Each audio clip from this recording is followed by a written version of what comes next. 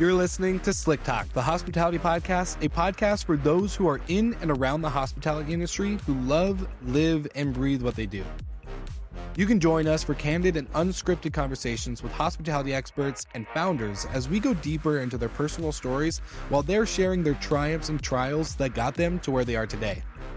I'm your host, Will Slickers, and you're listening to an episode of Slick Talk, the hospitality podcast. Now, let's begin.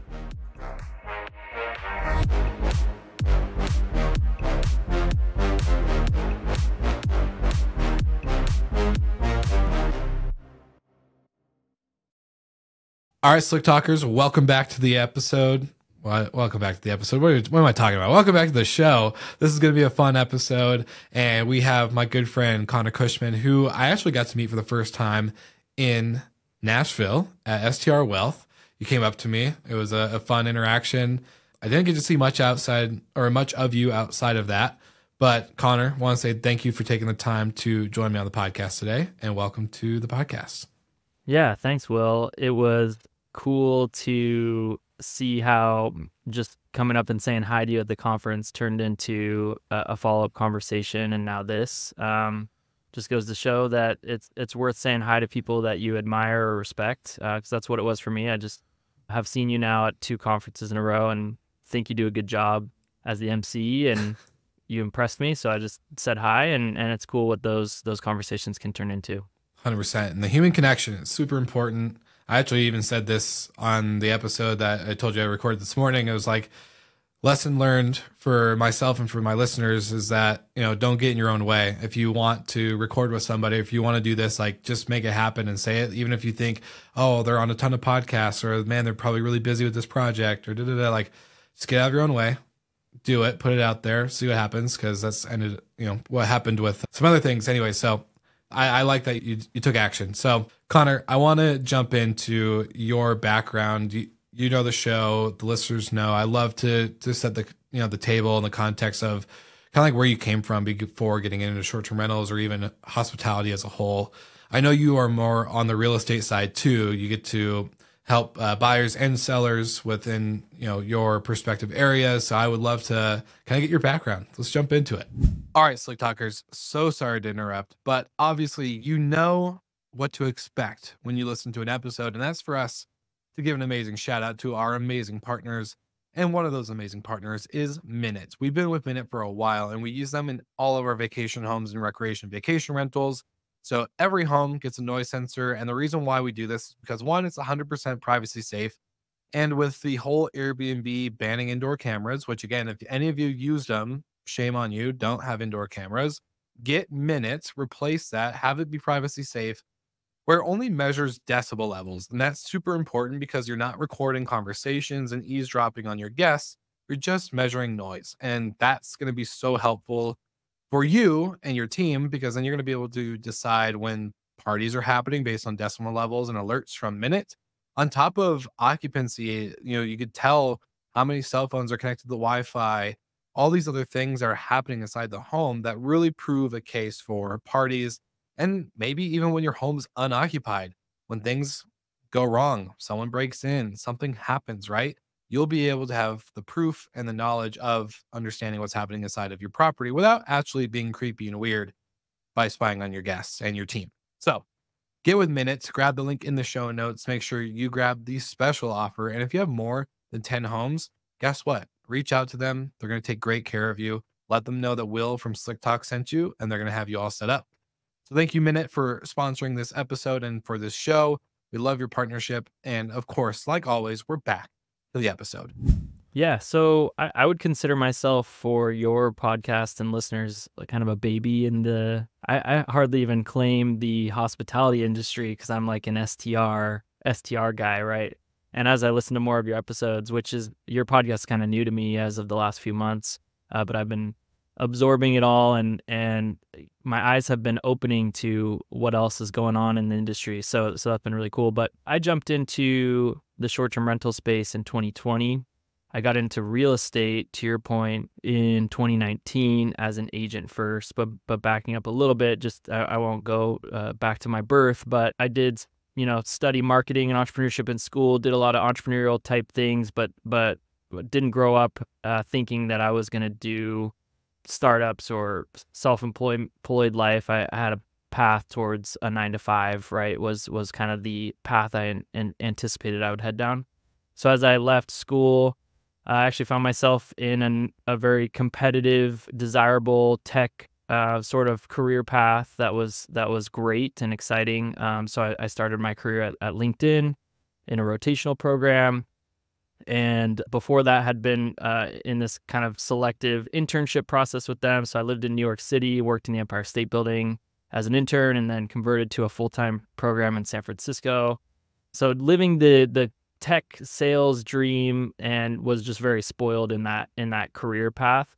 But it was interesting to have what I considered the most desirable jobs that I could get out of school, and just find myself like kind of miserable and feel like this just isn't really who I am and what my life is going to be for the next couple of decades. And specifically, when I moved to San Francisco in 2019, I started my job, and 2 weeks later had my first baby boy. So I've got a 4-year-old and a 2-year-old, and I'm living in the East Bay. I'm getting up before my little man's up, and I'm walking to the train station, riding the train like packed sardines in the BART, and riding into the city. And then it's a very social sort of career, and long days, and then activities and events afterward. And so often I would get home like after bedtime or right before bedtime, kind of in that worst 30 to 60 minutes of my kid's day where he's just pissed and ready to go to bed. And I was like, this just can't be. And fortunately, and unfortunately for many, COVID happened. Fortunately for me, it kind of opened up some doors to reconnect with a real estate path that I already kind of started. Moved back to Georgia. So I'm in Georgia, and North Georgia. I grew up here, kind of in between Metro Atlanta and the North Georgia mountain markets. Picked the real estate sales back up, started investing in long-term rentals and then short-term rentals. And now a few years later, I've got, my core business is working with short-term rental investors buying properties in North Georgia. I've got several short-term rentals, a property management company that's small for short-term rentals, and do a little bit of online stuff, not to your scale by any means, but I left that job approaching 2 years now. So I'm kind of 2 years into this self-employed world, and a lot has happened between then and now. But real estate, and specifically short-term rentals, has been at the core of kind of unlocking this life path for me that feels much more aligned with who I am. And I'm 30 now, and I just feel like I've got like a couple of really exciting decades ahead of me of entrepreneurship and business building, with a nice foundation of real estate ownership and knowledge specific to the short-term rental space. I love it. And I love that you're like, I'm only 2 years in. Like 2 years in is such a big accomplishment. I think, I'll add a couple comments later to it, but I want to kind of ask you in the sense of, you said you growing up, you kind of had a little bit of an entrepreneurial kind of itch, right? Like you did stuff as a kid, like maybe through high school. Like I'm sure, were you like a candy bar salesman at the lunch hour type situation? But I had the golf balls, find the dirty golf balls, clean them up, and sell them on the side of the golf cart path. Even better. Maybe that reeks of like white privilege or something, but you can cut that part out. But yeah, that was my hustle, my first one, right? Hey, you got to use what you're exposed to, right? So if it's candy bars at lunch, or if it's cleaning golf balls and selling them off to people at the 1 p.m. tea time, I think either one's acceptable. And I personally want to know, do you think that had the biggest impact on the reason why maybe LinkedIn, and when you're at this, like what you called the golden job, right? What everyone kind of dreamt for outside of school, is that probably why you say it wasn't a good fit? Like you're just wired a little differently internally, especially getting to experience, whether it's golf balls or creating a $1 million plus business, right? Like I think you have that taste, and once you have that taste, it's really hard to go back. Yeah, I was just catching up with, I've got this intern who's in college, and he's helping me out with some stuff for one of my businesses, and he's also working at Costco as his day job. He's like, man, I'm in the meat department, and I'm like, this just can't be, right? And I think many people experience that feeling, whether it's when you're young, like I was, or this guy, and you just have this feeling of like, I don't want to have to get permission to take 2 days off and do it 3 weeks in advance. Like tomorrow I might want to just go to the beach, right? So there's that. And then there's more serious situations where you're not seeing your kid all day, or Yeah. you have health issues, or and you just like are sold like long for the freedom and flexibility. And then also, so there's that side of it. And then there's also just this, I think we are all like creators and want to create things. And so for some people that manifests in like art and music and sports and having kids, and other people it's businesses and whatever. So I think it was both of those things for both of those, kind of an awareness that those feelings were very strong within myself. I think we all experience it to some degree. And then it's a matter of figuring out, like, am I actually comfortable with what life feels like as an entrepreneur? Or is life better suited for me, like within the framework of a 9 to 5, which I think is totally appropriate for many, and then finding other outlets or other ways to achieve that longing for freedom and flexibility, or that longing to create things, right? How much of your having your sons is 2 boys, right? You have 2 boys? A boy and a girl. Oh, yep. Boy and a girl. Well, congratulations for getting one of each. Nailed it. Yeah, yep. Got him.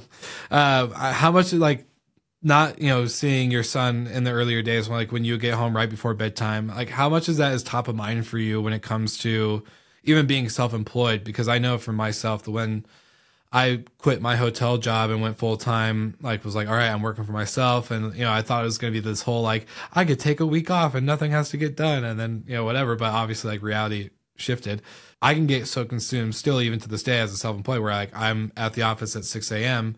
at the office, either my office or the place I work out of a couple days a week. I'll be there at 6 a.m. and I could be there till 7, 8 and totally be like, oh shoot, like I didn't realize I'm way past dinner, haven't eaten, was going to go see a friend today, or going to go do this after work or whatever. I can get so consumed by it. So how much of that is top of mind for you, even in your 2 years of being self-employed and doing your own business and kind of creating your own structure? Yeah, it's a great question. And it's interesting because as I was transitioning out of my W-2 life, and there was an overlap for me where I was ramping up the real estate businesses in the portfolio. And so for a couple of years there was 60, 80-hour work weeks that were just chaotic, and the new kids and stuff. And so it was crazy. So I actually have much better balance and have pretty much since I left the W-2, just by nature of that. Yeah. How that being said, as I was transitioning out of W-2, the big fear, and I think for most people, is like, am I going to be able to pay the bills? Like, is the money going to come in? And it's so interesting. Fortunately, I think when you kind of have a nice ramp period, or you really have good opportunities that you're in pursuit of as you kind of leave the 9 to 5 or the W-2, that has really not been a concern at all. And the real challenge has been what you're talking about. It's the figuring out how to create structure where there is no structure, and figuring out how to have that balance. And specifically, I think it's like the mental piece of, because I could find myself not at my desk from 5 to 8, but like in my head, I'm at my desk, and my kid's talking to me and I'm not present. And so that's hard, man. I'm getting better at like embracing the Tuesday morning 9 to 10 hitting golf balls in the backyard with my little man, because that's what he wants to do, and then accepting that I'm gonna maybe hit it hard at 9 p.m. for an hour to kind of do what I need to do, right? And just like be all in the thing that's in front of me, and then and try to just have those clear that clear separation between work and play, and just let it mix and just kind of let it flow. But man, I don't know. I haven't figured that out. But yeah, it is the real challenge, I think, for most of us. 100%. And I think it's so funny because, I'm sure, correct me if I'm wrong, because when you quit your day job, how many of your friends are like, oh man, it must be so nice to work for yourself. It must be so easy. You don't have to do all this stuff and blah, blah, blah. Like everyone thinks it's easy, right? Like, especially when it comes into short-term rentals or investing or real estate, podcasting, even people are like, oh man, it must be the life, man. How hard was that for you? Did you have that period of time when obviously still trying to create that, structure or even self-expectation, right? Like, okay, I need to be okay within myself. I don't care if my friends or colleagues or clients don't understand, but I need to set the expectation of myself that I'm not going to work this morning. I'm going to hit golf balls in the backyard. I'm going to work my butt off from 9 to 10 tonight, and probably gonna have an early morning tomorrow. Like that's how I'm going to get this done and be around it. How hard was that transition period for you? Did that happen in the sense of the community around you kind of thinking it's easy and you got this whole life thing figured out, or did it kind of take you by storm? Yeah, well, first of all, I'll say I tried to record my first podcast episode interview style with someone, and it was freaking hard, and it did not make it to the internet. So it's in the archives of Riverside. So props to you, man. I like, it's actually very hard to do what you do and do it consistently. So I really admire what you're doing. But to answer your question, it did catch me by surprise. The challenge that it was to kind of figure out how to manage expectations for myself. I think and it's just so like when you're working in a corporate setting, you kind of have these clear objectives that are handed to you and these roles and responsibilities. And then you leave that environment and it's just like the world feels wide open and you can do anything. And so, in fact, right now, I'm 2 years removed from that transition, finally getting my bearings and feeling like a little bit paralyzed by all of the things I can do now that I've figured out how to kind of be in this world. And I've got some mature businesses. I've got a nice foundation here. And it's like I could start a tech company. I could flip homes. I could flip STRs. I could start this service business that I've identified all these different needs in the STR space specific to my market or the broader kind of US market, or I could start more media or content or whatever. Like it's overwhelming. And so I don't have an answer to that yet, but that's like a current challenge that I'm experiencing is like, okay, pause for a second, had some nice success and momentum, got a nice foundation. What do I do next? But it's also very exciting. And I think one of the messages that I feel very connected to is this idea that real estate, short-term rentals can be a great segue into entrepreneurship and into kind of achieving your full potential as a human being, whatever that looks like. So for some, it might be that transition away from a traditional W-2 path into self-employment, into entrepreneurship. For others, it might be a transition from a corporate setting that they got stuck in out of school and don't actually enjoy into something that they do enjoy. That's maybe a pay cut, but more fulfilling. So I think it's a nice kind of transition platform. And for me, it's opened up like endless possibilities of things I could do for the next few years. Yeah, that is, I always say the entrepreneurial curse is that once you get, I think, some kind of experience or taste with it, and you do kind of get into a routine and into a groove, into like, okay, like I know where I'm good at, I know where to build a team or where not to build a team or where to do this and where to do that. You get a couple tax years under your belt, right? Like you do your taxes, you figure all that stuff out because no one tells you, and everything sounds like it's a write-off until you get to tax season, and then all this other stuff, right? So like you had a ramp up period. You had a period where you were doing the 9-to-5, LinkedIn, and then also building up your real estate portfolio. Tell me about that exact transition period where it was full time. Like you're done, you put in your notice at LinkedIn. What was expected versus how you actually felt in the moment? Yeah, so I think fortunately for me, it was years in the making. And I thought about it in this like pillar, and I don't have a good framework for it, but I thought about these different pillars of a financial foundation, like a strong foundation that I could leave the stability and still have a stable environment to explore this kind of next phase of my career. And so for me, that was savings, an emergency fund of sorts. It was active income from my real estate sales business. That was my core business that I was transitioning to. And that was a stable, mature business with years of history and past clients and knowledge and experience. And remember that I was leaving my job towards the end of 2022 when the market was pretty rough on that front, as well as the STR front. But I had mature, stable kind of active income. I also had mature, stable passive income from a portfolio of long-term rentals and short-term rentals.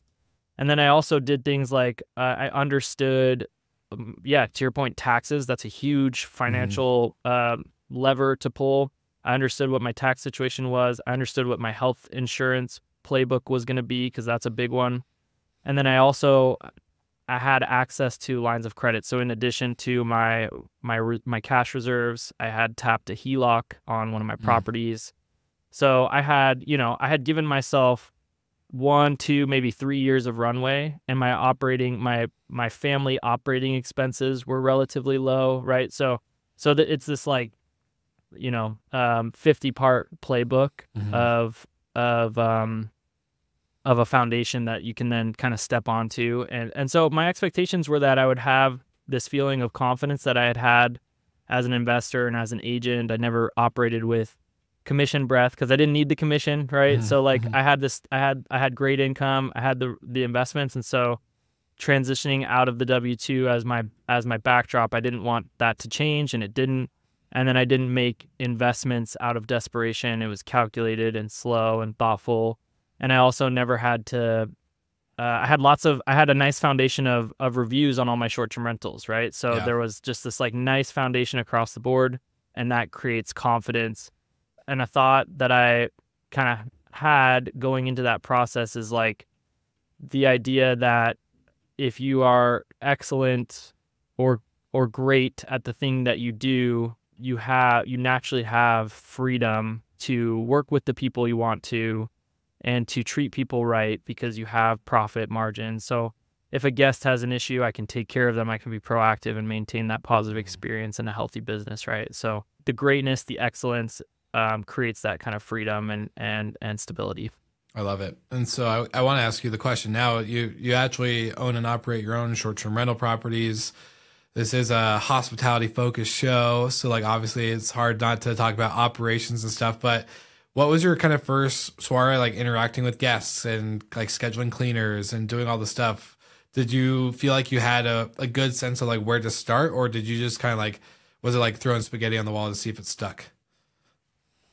Yeah, I kind of stumbled into this space, right? And at the time, you've since learned that owning a short-term rental is being a hospitality business owner. But at the time, I thought I was investing in real estate. So you learn very quickly that that's not the case, and that you are dealing with guests. And it's so funny, like you can do everything right, and you just deal with like some really wild people. Yeah. And so you learn to disconnect your emotion from, if you do this right, you learn to disconnect and understand that it's kind of this numbers game, that you're gonna do everything right, and then there's still gonna be 5% of people that just you can't please, and then you have systems and processes for addressing that and staying out of legal trouble or burned down cabins, right? Yeah. And so I don't remember what your question was, but more around like in the sense of getting into the actual operations of the properties, right? Like, these are investment. They provide stable income and other things like that around taxes and stuff. But the actual communications and getting on Airbnb and Vrbo and technology, like I want to know kind of like your entry point into that. Like, where did you kind of start and begin, and like have an understanding versus like what actually happened when you started just pushing along and making it happen? Yeah, so to my knowledge, when I got into it, it was like, oh, you buy the property, you put it on Airbnb. But fortunately, I was spending time in the big name Facebook groups of the STR space. So the Avery Carls of the world, she deserves a lot of credit for my origin story, like many others. The Bill Faith, Build STR, Wealth Facebook groups, and so I had some familiarity with like, okay, you got to have price labs, you got to have a property management software. But, like it's a lift to figure out how to set all that up and optimize. And now a few years later, I feel like those systems are fairly well dialed in. And I have this interesting sort of appetite and desire for understanding technology trends and what's going on and learning about it. But then for a long time, I was just trying to survive with everything I had going on. And so I have a lot of knowledge and awareness of the tools out there, but the execution, as is probably the case for a lot of people, the execution of implementing those systems and connecting them is challenging. So I've kind of operated from this like 80-20 Pareto's law sort of approach to the STR space. And that was actually a question I had for you. Like, I feel like this is a business where you can't really operate that way, particularly now as it gets more competitive. Like 80-20 doesn't work with guests. They want 100-0. So Yeah. yeah, what's your take on that? Like, I think at the time when I got in, 80-20 was okay. And these days I'm telling my clients who are buying STRs, like, you have to be the best, right? So what's your thoughts on that? Yeah, I honestly, like, I come from the hotel world. I think you and I talked about this. I came from Marriott and worked my way through boutique properties and then got into short-term rentals. And I think it's always been the like hospitality approach first for me, but then learning the operations is a lot different from a hotel, right? Like a hotel, everyone's in one building, units connect, you have in-house staff versus when you're building out your own short-term rental portfolio, whether it's owned or managed, everything's spread out. Houses are different from each other. You're working with different teams sometimes, depending on distance. And like you said, the guests, there's always going to be, I learned that obviously before getting into short-term rentals, there's always going to be that guest that you're never going to please. You can give them $100 when they walk in the door and they'll still be pissed. So like, not like just not something you can fix. It's out of your control. But yeah, I think the market is very much more competitive, knowing that like a lot of the big property management companies, you know, going through some data with AirDNA, and I'm really good friends with Jamie Lane, their chief economist and stuff. And so, you know, there's a lot of big property management companies out there in specific markets in the Smokies or in Florida and whatever, that they have budget properties. And so they're all hurting right now, and they're complaining about, you know, that everyone is making this industry sound too easy, and it's hard to operate excellence at a budget property, whether it's budget or economy. Like I think, you know, it all is going to come down into multiple factors, and guests want a lot. They were given a lot during COVID, and you know, they control it because we were desperate for any type of fill, and now they've been trained, right? Like they're the new dog, new tricks, and I think it's just going to be harder. I would love your opinion, because our property management company is spread out in the sense of destination and inventory type. We have a couple of places in Kissimmee, Florida, and then we have Kentucky, we have Oregon, we have Washington State, multiple places in Washington State, and Britannia Beach, Canada. Like we're spread, and it's really hard to execute properly. And I know you're in Georgia. Are your properties really close to each other? Can I give me an understanding of your geographic spreadness? Because I think when you are that spread like us, having an in-house team and being able to respond faster and appropriately is really hard versus I think if you were in just one market with a lot of density, whether density to you means 3 homes that are in the same 10-mile radius, or if it's 100 homes in the same state. Yeah, so that sounds very challenging to do what you're doing. Yeah, and sorry to ramble. I think I don't even answer your question, but yeah, just No, you're good. I've got about 10 short-term rentals between the management clients and the personal properties, with 5 or 6 of them being in North Georgia mountains. So there's some good density there. 2 of them down in the Florida Panhandle, in Cape San Blas, Port St. Joe area, and then 2 in the Smokies. I found that the operations at scale, as you grow, it just really gets challenging. The hiring the cleaners and maintaining the quality there is super challenging, and having the right handyman on speed dial to get to issues quickly and effectively at a reasonable cost is challenging. So over time, I'm sure like you, I've found those like key players that if they fell off the team, I'd be hurting. Can I ask you because we found that too, where like when we find a good cleaner or a good cleaning company or a good maintenance guy, we're like, yeah, hold on to them for dear life. But then they get so good and they build up such a good reputation that they're like I want to take on these bigger opportunities, and then they leave you, and then it's like a vicious cycle over again. And you're just like, dang it, I thought I treated you well enough, but they're like, no, I'm going to make 10x money over here. And you're like, yeah, that's a good idea. I get it. Yeah, it's a cold, hard world out there. I will say, and definitely some luck factor, but in the beginning of the relationships, when I identify that that's an A player, I really try to like overpay and pay them more than they tell me to. You know, you find those handymen that are just underpriced for their quality, so you throw them in a little extra. Stuff like that, I think, cements a nice long-term relationship. and just give people grace to if something gets dropped on a cleaning. If 99% of the time it's been great, nobody's perfect. And so unlike some of the expectations that occasionally a management client or a guest might have with you, and you get to be on both sides of it when you're managing, and then you're the client and the vendor, right? You get to I think you learn a little bit about empathy and patience and grace too through that. So just treating people nice like human beings, I think, goes a long way in our business, right? Yeah. But it is a brutal business, like the operations and the guest care. I think we're in this interesting cycle where a lot of people are churning out and realizing, man, this is a rough business, and maybe entering into lower touch, lower stress, lower stakes businesses. And so I think it's great that the STR space is kind of this breeding ground for new entrepreneurs that either stay and become excellent, or churn out and go do something else where it's not so high touch. Yeah. Right. Yeah. The high touch piece is really hard. It is. Again, this industry is not easy. It's hospitality, and it's not easy. Like, I'm very much an operations guy. I'm not a real estate guy. So hearing you buy properties, like for me, I don't even know where to begin if I was to buy my first short-term rental. Like, and I hate saying it out loud because I'm like, my listeners deserve to like have this guy that can do both. But right now it's just not that, it's just not in the cards for me. I focus on a media company rather than my operating company. And so for me, that's where I need to spend my time and money.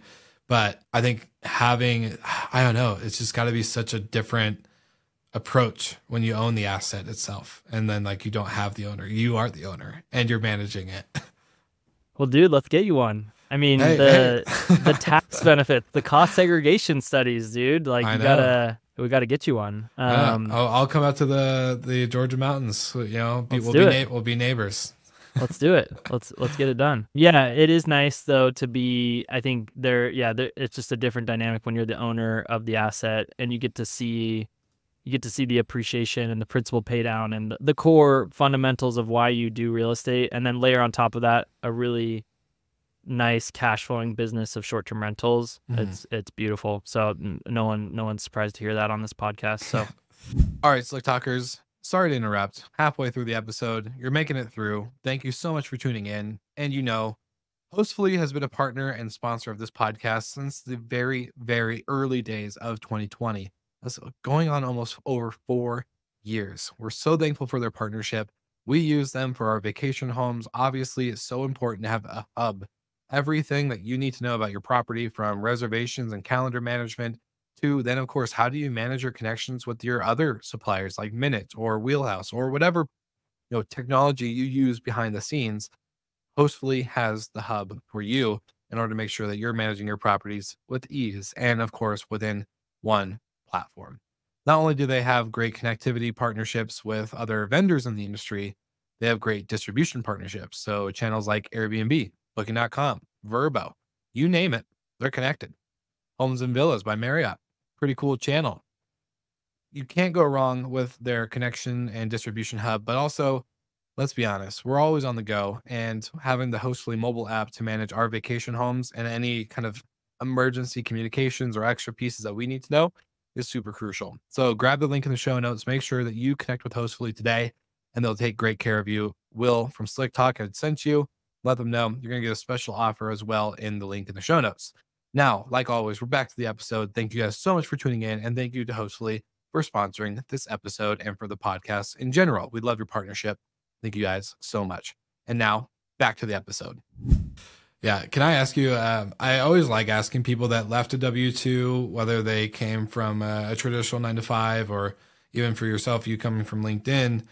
Can you tell me some maybe important things that you took from your overall career pre self-employment that carry through really nicely into entrepreneurship? I think, a lot of our listeners are entrepreneurs themselves, but we do have people on the biz dev side, or we have people on other parts of companies that I know who, from what I hear at conferences, when people come up and say hi or talk or whatever, that there are people that have in the back of their mind of like, okay, I want to go self-employed. I don't know if I am the right personality to go self-employed. I'm not as charismatic, or I'm not this, or I'm not that. And they get in their head about it.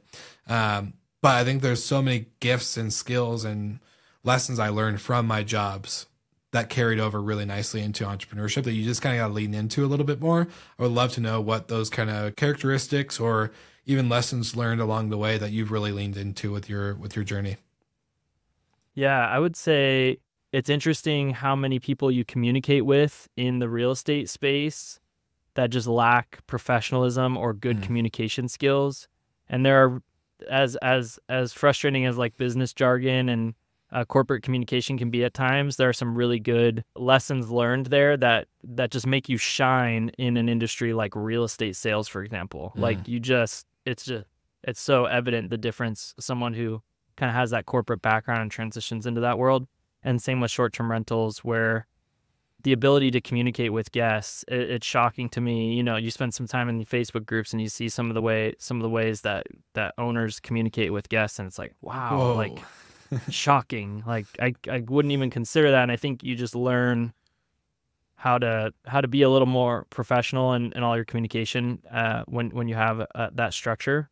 And the last thing I would say is at LinkedIn, for example, and I think there are a lot of people who are listening to your podcast or people that are making this transition probably have pretty good jobs, like in desirable career paths like finance and tech and whatever else. A lot of times those environments provide fantastic financial benefits and platforms that you can take advantage of.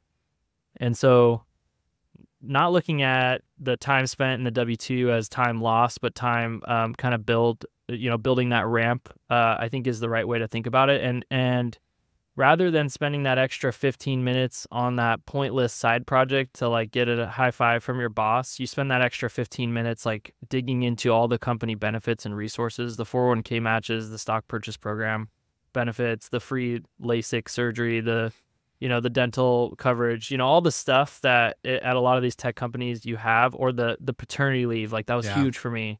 Not feeling guilty about taking advantage of those benefits that were provided to you and leveraging that to build your ramp, I think is important. And too many people just get so focused on the role and the quota or whatever they're dealing with and miss like $15,000 opportunities sitting right in front of them. I want to know before I ask you this next question, from your experience and like knowing yourself and your self-awareness, are you a fast moving entrepreneur, or are you a take it like one step at a time, have time to process? More what I'm trying to ask is like, how fast do you react to things when it happens inside your business? Or if you have an idea, do you pull the trigger immediately, or do you like to sit down and try to map out a kind of a step-by-step execution plan? I think to a fault, I move quickly on ideas and I'm very excitable in that way. And so I think a strength of mine is like identifying trends and opportunities and then taking calculated risks and moving on them, but leaving behind some of the details. So I would love to get to the scale where I could have an operator partner, someone that could kind of ground me and help support, because I'll drive that top line revenue, and then there will be lots of leaks in the operations because I get excited by the big idea. So that's definitely a challenge for me, and I've been working on kind of supporting those ideas with better operations and systems in the back end. I've learned how to hire and delegate, and that's been a lot of trial and error. So I've got some support staff for different parts of the business, but yeah, it can be a challenge to not get excited and deal with that shiny object syndrome that I think many of us struggle with. Yeah. Well, I've been doing this new thing. This is kind of my second time trying this out on the show. But have you heard of the Diary of a CEO podcast with Stephen Bartlett at all? No? All right, I'll share it quickly. I'm sure listeners are like, dude, stop talking about this. But Diary of a CEO, he interviews a bunch of famous people and doctors and scientists and all this other stuff. Really good intent, like great interviews. They do a lot of research and history on their guests, and so he's been able to do a lot of cool things for his show. But at the end of the interview, he has a diary, a notebook, and he has the guest write a question for the next guest without knowing who they are. So Connor would write a question for the next person without me saying, oh yeah, I'm recording with so-and-so today, and they're going to answer your question. So it's just this diary full of questions at the end. And he actually turned a lot of those questions into question cards, like a little game. And you can scan the QR code and it shows you like that episode and who asked that question and all the stuff. So I actually have been loving this because they're not my questions. I didn't sit down and write these out and like pre-plan this whole thing. I just literally grabbed one out of the stack and felt like it was a good one to ask you. So I want to ask you this question. Cool. All right. Is there something right now, because you kind of referenced something earlier, so this is why I wanted to ask this one. Is there something right now that you know you're doing wrong, but you haven't fixed it yet? If so, how will you get it unstuck, or how will you fix it? Yeah. So what comes to mind on that question is, I think the thing that I've done wrong and continue to do wrong is spread myself too thin. And you could look at all the things I do, and that might seem very obvious from an outsider's perspective, but it's so tempting to kind of set up these, like, hedge your bets with these little businesses and spread yourself too thin, and therefore chip away at the potential of any one thing. And so I think there is this lack of focus where I have potential for even higher levels of success in any of the paths that I choose, but a fear to commit and maybe burn the ship, so to speak, with things that make me feel safe and cozy.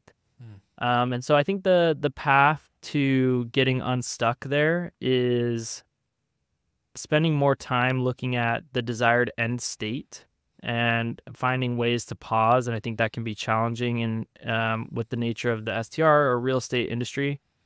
Finding time to pause and reflect on the desired end state and what business or projects is going to get me there. And that'll ultimately lead to more fulfillment in the work that I do, and more focus, and probably greater output, more efficient output. So I think that's a really, really good question.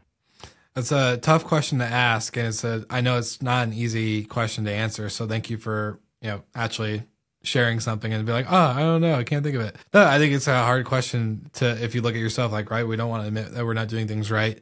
And I think that's a great answer in the sense that a lot of people listening can relate to. I think I can relate to it, right? If you step back and I sat down with you for 30 minutes and told you everything I was doing, you'd be like, what the hell? Where do you find the time in the day?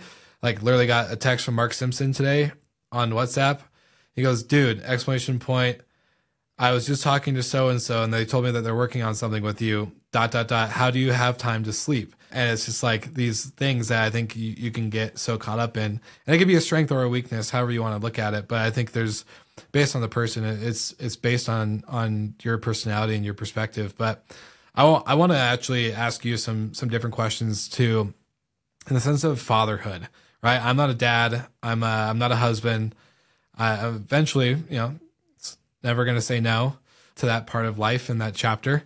But how much, not how much is that impacting you, but when you're talking about the end state part, right? Like on just that last question there, talking about the end state, what do you think about when it comes to seeing your son and your daughter? Like, do you think about their lives so far ahead to where they're your age when they're 29 or 30, or like, I don't know. I'm just thinking about end state. And I think like that could be end state of your business with an exit, or end state of like seeing your kids graduate and become grown adults. Like, what's your end state outcome when it comes to like building for your family and for everything else?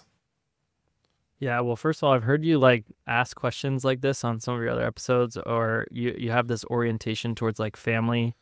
That I appreciate. And so you seem ready for a family. Just a random outsider's perspective, you seem ready for that. And I hope it comes to you in the way that you want, because it seems like you're ready and you deserve it. So anyway, so to answer your question, I do think a lot about the cheesy stuff, like family is everything, and everyone says that, but like I think a lot of people struggle to actually show that. I interestingly, ever since I can remember being like a kid and a teenager, I just really wanted to be a dad. I just aspired to be a great dad and to have really good relationships with my kids and spend lots of time with them. And so I've been able to do that. And I recently was writing in a journal, and I'll do this every quarter or so, where I'll go in and kind of check on goals and objectives and what I'm orienting towards. I wrote out kind of this timeline of increasing over the next couple of years, increasing my annual income and decreasing my hours worked, right? And so I think people forget that second part and focus on the income, and typically, unless you're very disciplined and intentional, the increased income equals more hours input. And so you have to make specific decisions to both increase income and decrease hours worked. And it is very much possible, but it requires things like hiring and delegating and systems and the right type of businesses that facilitate that. So for example, in real estate sales, like more referrals to other agents is aligned with that goal versus maybe hiring a team where I'm decreasing my margin and spending a lot of time managing agents. That's not a very profitable way to build that business, and therefore counter to my goal. And so while it can be tempting to do that because it's like, oh, build a team, it's actually not aligned with that end state. So, but specific to kids, the things I'm thinking about as it relates to raising my kids is giving them exposure to my work. So I'll bring my little man to showings to check out properties. They come to the cabins and we do work together. We do projects together. And then I just want to make sure that he sees me work, but then he also sees me show him how important he is to me. And I mean, the biggest success for me would be that he gets to pursue a life similar to what I feel like I'm pursuing right now, which is like pursuing my full potential as a human being with business and the impact that has as part of my life's work. But then that he and I have a great friendship that we can go, golf together and travel together. And he wants to call me regularly and talk. And so, and I'm speaking specifically to my son, but my daughter too. And so that's what success looks like for me in that end state. And time just helps make that possible. So time and focus allows for that sort of connection with your kids. And so I think I'm on the right path there. And it's challenging, but it's, that's the focus, right? Yeah. Did you have that growing up? Did you have your parents kind of take that time to really kind of like cultivate that relationship with you as a kid? Yeah, I have great parents that I'm very grateful for. I'm grateful for the way that they sacrificed on my behalf. So I'm one of 5 siblings, and I have... What's the ratio? Boy, girl, sister, brother? 2 older brothers, an older sister, and a younger sister. So I'm the 4th of 5. And my parents were fantastic parents. They had their own challenges, but I'm very grateful for the life, the opportunities that they provided for me and my siblings, and the way that they were selfless. And I think we're missing some of that in our society today. This selflessness, like parenting is a selfless endeavor, and it's thankless, and you do everything for your kid and they still spit in your face and you still love them like crazy.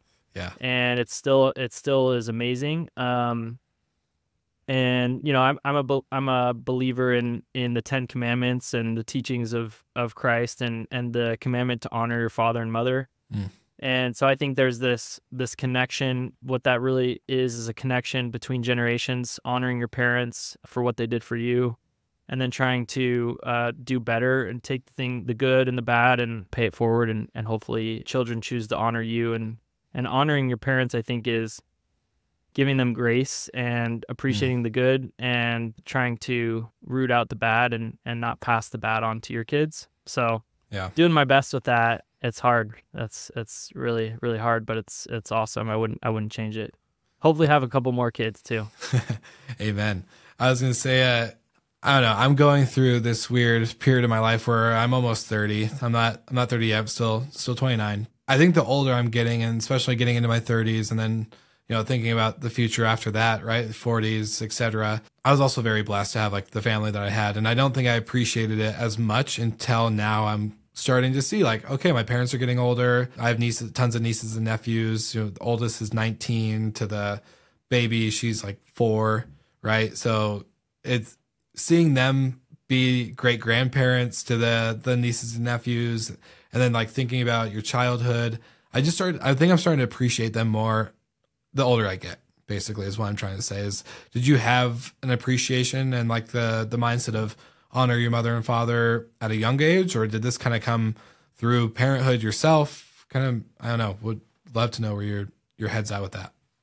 I've definitely felt grateful for what my parents did, and then I had like a time of life where I maybe carried some frustration towards my one or both my parents for different things, and I Yeah. think that's very natural for like adults who come of age and look back and like, wow, why did my parents do this or that, or Yeah. why didn't they do this or that?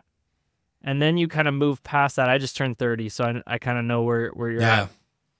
Yeah. Then you kind of like accept and embrace, and I think that's where not that I'm like some trying to be some biblical scholar, but No, the 100%. the parable of the talents is one that I've thought a lot about recently, and it's this idea of, you know, to someone who's given one talent, if they can just take that talent and turn it into two, that's really all the master or the Lord asks of that person. But to the other that's given 10, to only deliver two would be a failure. There's more expectation, and so what that parable really is to me is this parable of grace. This idea that you look at your parents, and I look at my parents, and I look who their parents were and how Mm-hmm. they were raised and the challenges they had, Mm-hmm. and I think, well, maybe, my parents were given five, and they gave five, and that's I can appreciate that, and they actually gave me more than what their parents gave them, so I'm hold myself to a higher standard, and I can love and appreciate my parents for what they handed to me from what they were given. So as I've gotten older and had these kids that I'm raising and seeing it's just this like hyper awareness of your flaws and your Mm-hmm. impatience and your selfishness as a parent, and so as I'm getting older, and I'm kind of like giving my parents more grace and giving my Yeah. kids more grace and giving myself more grace, and I think parenting can harden you or it can soften you, and I think I always thought it was funny that like getting old either turns you into this like grumpy old person or this really soft, like pure, loving, kind person. And I think you can choose which direction you go with that. So I'm Mm-hmm. hopefully turning into the soft, loving, kind person versus the hardened, grumpy person. And if I spend too much time in the hospitality industry, I might become the hardened person. So we'll see. I was gonna say I definitely had a period of time when, especially my hotel days, where I was like, I'm done with hospitality. I'm the grumpy friend that all my friends were like, why are you so mean all the time? It was like, because I have to deal with idiots all day. Yeah. But no, dude, it's so funny because like growing up, I always felt like my dad was like the hard, like he got hardened by parenthood. He was just like, oh gosh, I also was a pretty rough kid to raise, I'm sure. So I was like, oh, but now seeing him as a granddad or grandpa, whatever my nieces call him, like he's so soft. I'm like, you're weak. I always like come up to him like, you were so hard back in the day. Now you're a softie. But then it makes me soft because I'm like, oh man, that's like what my dad would have been like if he was soft with me. But like get all emotional about it. No, That's but funny. no, it's super cool though. I don't know. I'm definitely ready for that phase of life, right? Like I don't think I'm trying to have kids tomorrow, but definitely I think like the partnership thing and having someone to do life with it, it can get lonely. It can get, and like I love having the community aspect, right? Like I love having my friends. I love having my relationships. And I think, maybe that's why you're probably hearing it more often on the podcast where I'm like asking people about this stuff. Cause it's just like, all right, I'm definitely ready to, turn that chapter. But again, It's a beautiful thing. Like, and I think marriage can be scary because it is high stakes, and so many yeah. people, it fails for so many people in today's world. But it's like you kind of just have to take the risk. Mm-hmm. Like, it's like anything worthwhile feels really scary, and so you take a calculated risk. You do the best you can to date that person and get to know that person. But I think marriage done right, it magnifies your life. It takes you as an individual, and it doesn't like double, it triples you and your potential, and it takes away some of those challenges of like loneliness or distraction, and you can kind of feel peace and settled, and have this foundation to build a higher potential life. And that's not shaming anyone who doesn't have that Yeah. for whatever reason, but for me and for a lot of people I've observed, it can really magnify your life if you do it right. Yeah. Definitely. I always had this idea as a kid, like by 21, I'd be married. And then like I got into like 21, I was like, oh, that was unrealistic. But yeah, it is one of those things. It's just super funny how life ends up being a lot different. This is super fun. I truly like, I love these conversations where it's not just business, right? Like I love that we can talk about your STR portfolio and your experience, but I also think it's for, I don't know, hopefully Slick Talk listeners out there, hopefully you guys are enjoying the range of topics from family life to, operations and real estate. Like I personally think it would be boring just to talk about one subject category. So Connor, thanks for putting up with my random kind of spread out amount of comments and questions around different stuff. But I'm here for it, man. No, I appreciate it as a listener. So yeah, thank you. Of course. Well, okay. So all the listeners know I put all the link in the show notes. So your socials, your website, etc. But if there's one place you're like, hey, listeners, if you want to reach out to me, this is the spot that I respond to, or it's the easiest to do. Where's the one place you want to send everybody to get a hold of you if they're interested to talk more? Either LinkedIn or Instagram. I'm more active posting on LinkedIn these days. I used to be more on Instagram. I still do stories on Instagram, but messaging on Instagram tends to be the best way to get a hold of me. So awesome. Cushman Holmes, and send me a message or LinkedIn. Cool. Well, I appreciate you taking the time today. This has been a fun episode in general. We've covered a lot of topics. Super, super unexpected, but yeah, I appreciate you taking the time and being open and willingness to answer a couple hard questions along the way too. It's been fun. Yeah, thanks, Will. I enjoyed it, man. Very, very reflective and retrospective for sure. I love it. All right, Slick Talkers, you know exactly what to do. Make sure you like and subscribe. All things Connor Cushman. We want to show him as much support as he's shown us. So grab the link in the show notes. Make sure you reach out and connect. And you know what to do. Like always, we'll see you guys again next week.